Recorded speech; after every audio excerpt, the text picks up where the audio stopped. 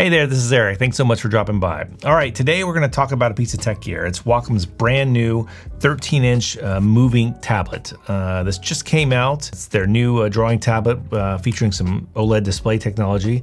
It's very thin and very light, as you can tell. I'm just holding it with a couple fingers here. So we're going to take this for a spin. I'm going to kind of go over some of the pros and cons that I have with it.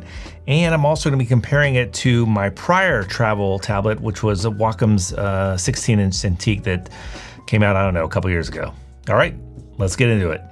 All right, so just for some background, I've been using Wacom devices for the last 15 or 20 years or so. So I've used them for quite a while. I have some pretty strong opinions about it, and we'll get to that a little bit later on. But here's a device. You can see that the screen's pretty bright. I've actually turned the brightness down a little bit to help with the filming. The colors look great. It does come with this new Pro Pen 3 here, which is pretty good. It's got 3 buttons on it. The only thing I really don't like about it is that it's just a thin pen. So if you're someone that likes the form factor of, say, the pencil, Apple Pencil that comes with, or that you can get for an iPad, then you'll probably be right at home with this. I tend to use some of these older pens, and this one I've attached a third-party grip to it just to make it a little bit easier to hold. One thing that's funny about this device is out of the box, the native or the default resolution is 960 by 540, which you can see here, which I think is kind of funny because if you then go over to the Wacom Center app, you can't even really see the whole app on the screen. So most likely you'll probably want to use this in 1920 by 1080, which is its top resolution. So I'm gonna go ahead and select that there. There are a couple physical controls on the device which you can use. First up, you'll find there's a button on either side that out of the box does the same thing. You just press it and it gives you some on-screen controls. That's the left button.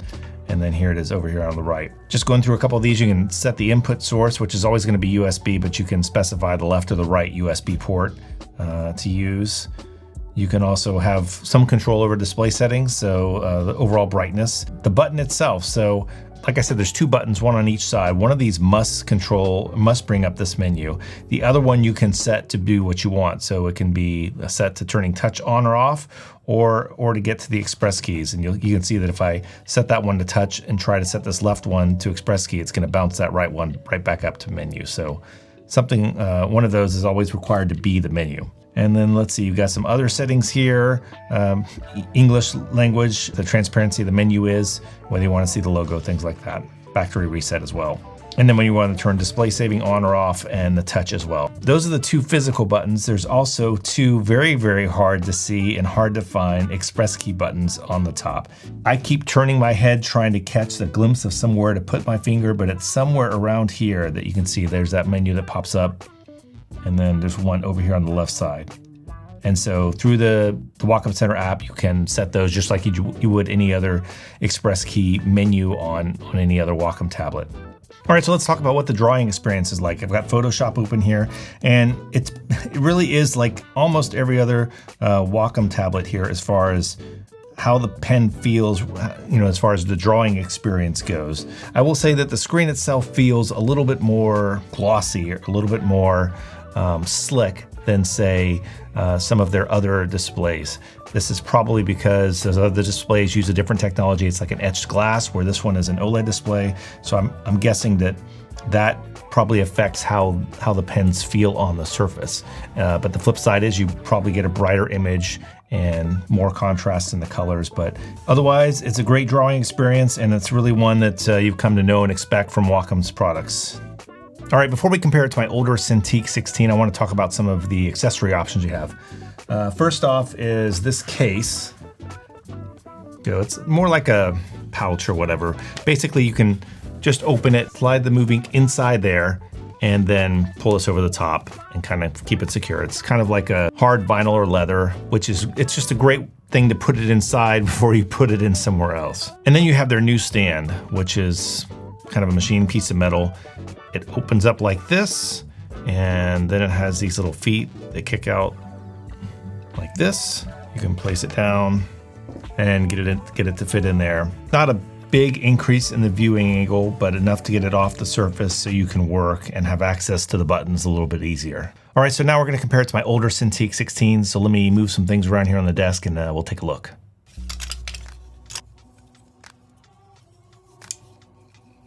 All right, so we've got them both set up here, and just a little background on this. The 16-inch Cintiq on the left I've got set up to an old M1 Mac Mini, and then the Movink on the right I have set up to a MacBook M3, I believe. So first off, right off the bat, you see the huge size difference here, both in screen size, bezel size, all of that, thickness. You can see that the Cintiq, the 16-inch is just a lot thicker and already a little bit at an angle where the Movink is completely flat. Obviously, with the Cintiq, you're getting a 4K display, you're getting much better color. Although the Movink I think is great for the type of work that I do on it, and I'm very happy with the brightness and the colors and all of that. You also get a little bit of a bezel here, which is great to grab onto, that's a little bit thinner on the Movink. And then the express key buttons here on the side, you got a lot more of them, and they're gonna be easier to find for sure than what the Movink offers. As far as stands go, we talked a little bit earlier about the stand that the Movink comes with. The Cintiq comes with this giant contraption here, which actually works really well. It's just big and heavy. It actually screws into the back of the unit, but it gives you a lot more choices regarding angles to view it at. So a plus for this as far as potential for different working angles compared to the Movink one. But again, the Movink one is all about portability to me. All right, I've gone back to the Cintiq 16, and I just want to talk about a problem that I've seen with Wacom products for years now, and they just can't seem to kind of figure it out, and that is the issue with palm rejection. So I have touch turned on this display right now, and palm rejection, if you're not familiar, is the ability of the display or the tablet to reject any input from your hand as far as drawing goes. That's kind of like the goal. So with touch on, of course, I can zoom in and out. But if I, let's say, kind of scrape my left hand, well, there you go. My finger touched it and it's drawing marks. Now, you might say, well, some people might want that ability to kind of, paint with their fingers, which is fine. But what ends up happening is this will happen sometimes when I'm intending just to draw with a pen. So if I put my palm down and I draw and I'm moving my hand around, you can see, boom, right there, this happened. Now, Wacom's solution for this is to control how the pen approaches the tablet, meaning if the tablet sees the pen first, as it does there, so it sees it because I can see the cursor on the screen. If that happens and then you rest your palm down, then it should reject any kind of palm input. And that might be true generally, but I don't know who works like this where they're not constantly doing this. And the reason you're constantly doing this is because maybe you're pinching to zoom or you're doing your rotate or whatever. So while that might work for those situations where you're set and you're drawing and you're not moving, that's great. But the moment you come up and accidentally come back down, there you go. I really wish they could fix this and figure this out. I know, as I understand it, it's a bigger problem on Macs than it is on Windows. So there might be some sort of low-level thing there. My thoughts are maybe they could, I don't know, create some sort of a low-level driver that you install that maybe requires some special permissions that would keep this from happening. Or give me the option to say, in settings, set it up so that when I have touch enabled, only the pen can make a mark and every other touch input is regarded as a gesture by the software. So there is some ability with this. For example, in the Wacom Center app, right now I have touch enabled. However, if I go up here and physically turn the switch so touch turns off, I have this option now for selective touch, which basically means that if anything, any button triggers an express menu, for example, like this, I can come in here and actually physically touch it with my finger and get that menu to act the way it should without using the pen. That's kind of cool. What I would love is for them to just say, okay, we're gonna expand selective a little bit and give you the ability to pinch and zoom. That's it. Or you can make it more and say, we're gonna let you choose from all of the gesture options. Just set it up so that I can have the ability to draw with only the pen. Everything else is considered a gesture, and the gestures I get to use are pan and zoom and rotate. I think that would just go a long way towards making touch useful, at least for me, because right now, every time I get a tablet, I immediately turn touch off and then just go back to using the keyboard or maybe even a separate Mac trackpad just to get the ability to zoom and rotate without screwing everything up on the screen. Now I'm just showing you here on the larger Cintiq 16 just so that you can see it a little better with the camera, but overall I've found that the issue is a little bit better on the Movink. It's still there, it still happens. I think the underlying architecture and that ability to, like I mentioned, be able to pan and zoom and rotate separate from any other touch input, I think would be great and would go a long way towards making that the perfect product. Hey there, this is Editor Eric from the future. All right, I realized I didn't touch on the idea of using gloves with these tablets, and the truth is I use them all the time. Mostly I've been using these Huion ones. I use them for two reasons. One, they do help trying to keep under control those excessive marks and touches on your display from your palm.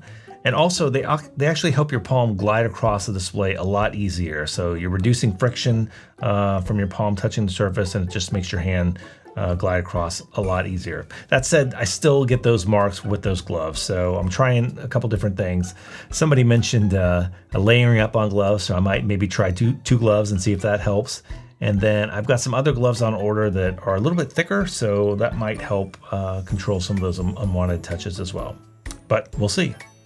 All right, so I talked a little bit about the differences, some of the physical differences between the two, but I want to get to one big pro, which is a reason for me to use the Movink going forward, especially for that kind of travel portability scenario I was talking about. Let's say you are in a coffee shop somewhere. In fact,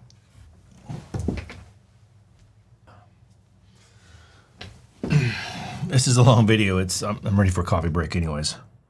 All right, now we've got our coffee store scene. Okay, so let's say you're in a coffee store and you want to do some work and you're looking at these two options. Other than the size issues and the resolution and all that stuff we talked about, one big pro I see as far as the Movink goes is gonna be as follows. So if I take this device in there, what do I have? I've got two cables coming out. I've got a power cable, which runs to a brick, which has to be plugged into a wall. I've also got a USB-C cable, which runs to, let's say, my laptop.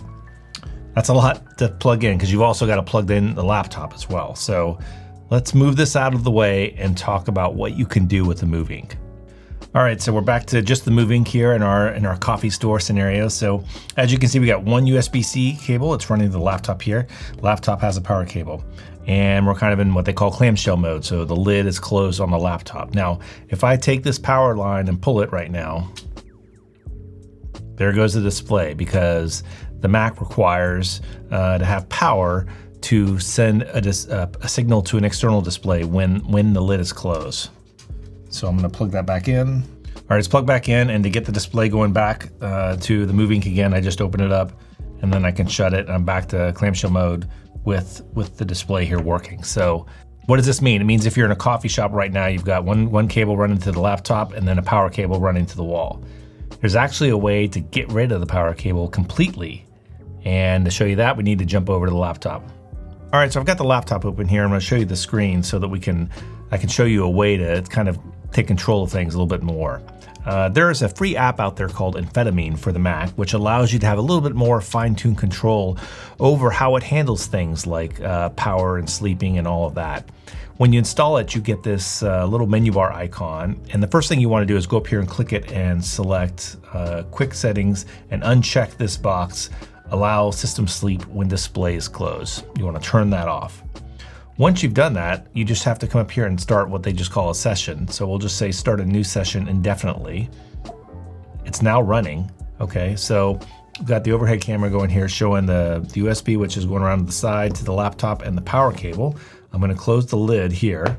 So now we're in clamshell mode and the display's transferred over here. And now I'll just pull the power cable. And now we've got a scenario where we have the Movink working great off of a USB-C connection to the laptop, and the laptop's running off battery. So what does this allow you to do? This means you can then take this into a coffee store or wherever else, have your laptop in the bag and just your display out working on that and not have to find a place to plug into. You still have issues related to, how are you gonna get input on there, whether you're gonna bring a wireless keyboard or you're gonna go with the on-screen menus or maybe use something like a toolbox or something like that. But as a way to just be able to work in an almost completely wireless scenario, except for that one data cable, I think this is a great solution. When you're done, by the way, you want to turn off that amphetamine app. So I'm going to plug the laptop power back in here. I'm going to open the screen back up. And I'm going to go up to amphetamine here and say, end the current session. Now it's back to normal. If I were to pull the power cable out with the lid shut, the display would power off.